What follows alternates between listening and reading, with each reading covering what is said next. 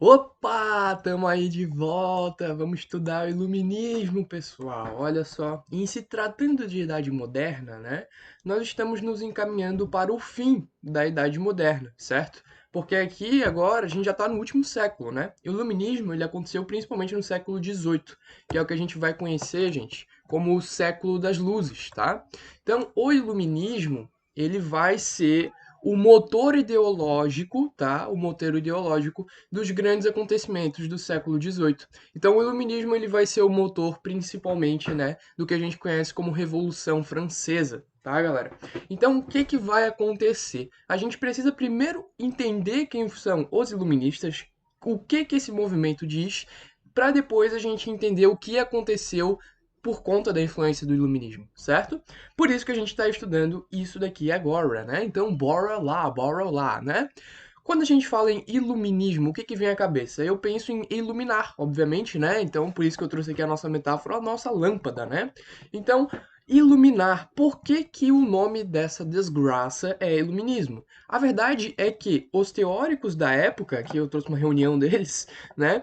Eles pensavam exatamente isso. Eles pensavam que eles estavam trazendo as luzes, né, para a Europa. Eles estavam trazendo as luzes para os seres humanos. Então, o que está acontecendo? A gente está vendo um movimento de pessoas que não concordavam com as coisas que estavam acontecendo na Europa e que então vão fazer suas próprias teorias científicas e filosóficas a respeito da sociedade, beleza? Esses são os iluministas, essas pessoas que acreditavam que a razão, né, ela viria para iluminar e para mudar as coisas que estavam acontecendo e também para trazer progresso ao ser humano, beleza?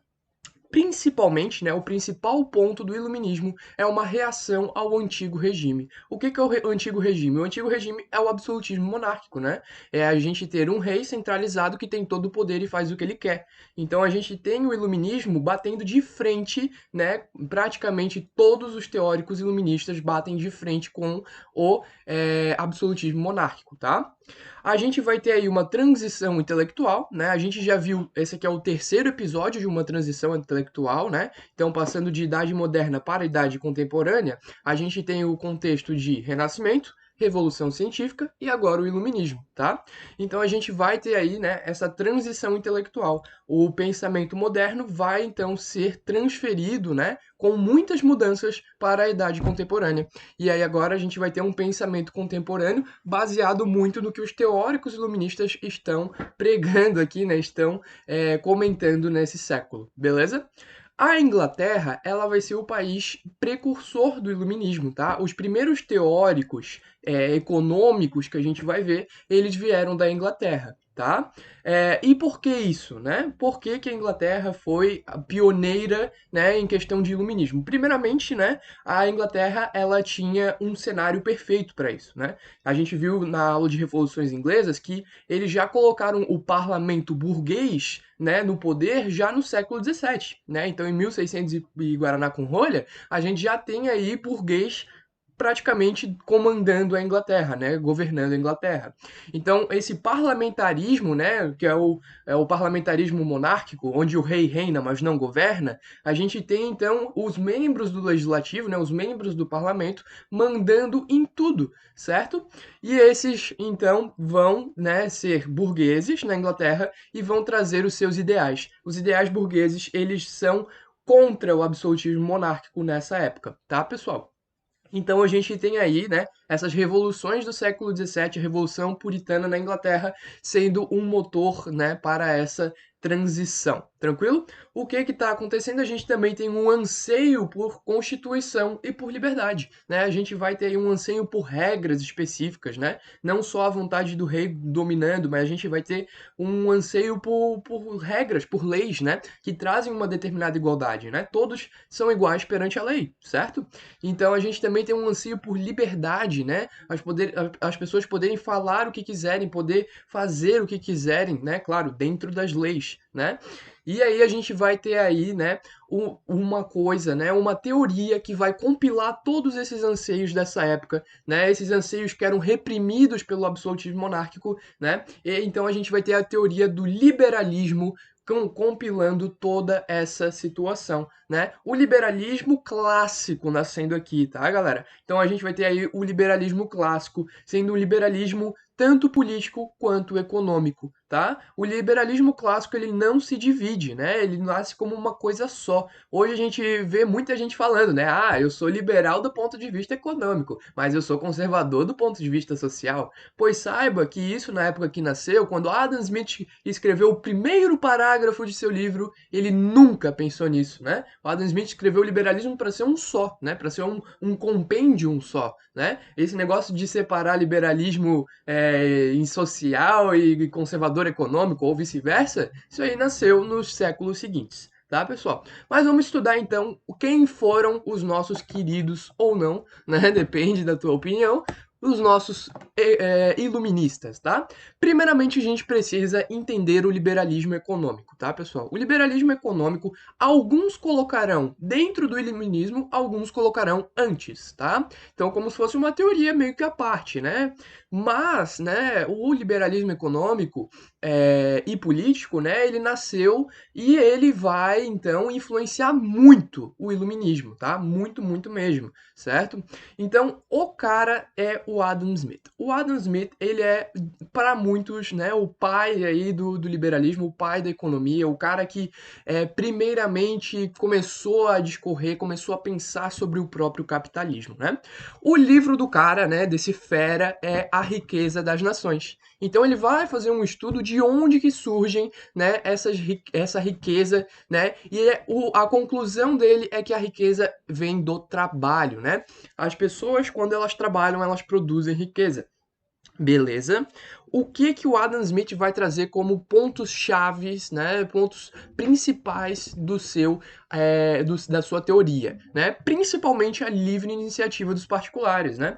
Então aqui vai começar a ter aquela situação, cara, o Estado, ele não tem que intervir na economia. O Estado ele intervém demais, né? Então ele fica aumentando a taxa, não vai comprar esse produto porque daí vai nossa balança comercial vai diminuir. Mas aí o Adam Smith vai chegar e falar, cara, isso tá errado, né? A gente não pode interferir na economia, né? A economia ela se autorrege, né? A economia ela vai fluindo, né? A gente não pode criar obstáculos para a economia fluir. Isso é o que o Adam Smith vai falar, né? Ele vai falar que a economia, né? A gente não pode também ficar preso na acumulação primitiva de capitais. A gente precisa fazer uma acumulação produtiva de capitais. Qual que é a diferença? A acumulação primitiva de capitais é tu pegar a moeda e simplesmente isso, né? A acumulação produtiva é simplesmente tu pegar a moeda e fazer mais moeda com base na tua moeda. Ou seja, é dinheiro fazendo dinheiro. É o nosso querido juro composto, né? É o dinheiro que vai crescendo muito, né? Então, o Adam Smith ele vai falar isso também, cara. Puxa, a gente só vai ali, pega ouro, né, faz o comércio e deu. Não, isso tá errado. A gente tem que fazer o nosso dinheiro trabalhar pra gente, né? O Adam Smith foi um dos primeiros a falar sobre isso. Ele vai falar da lei da oferta e lei da demanda. Cara, isso daqui é maravilhoso, né? É uma coisa de economia que alguns consideram básica, mas é fundamental, né? Tu saber a lei da oferta e a lei da demanda. Se tu for vender alguma coisa, né? Se tu for vender um produto, vamos escolher um produto, vamos escolher um livro de receitas. Vamos lá, livro de receitas. Eu vou vender o meu livro de receitas. Só que vai ter um problema, né?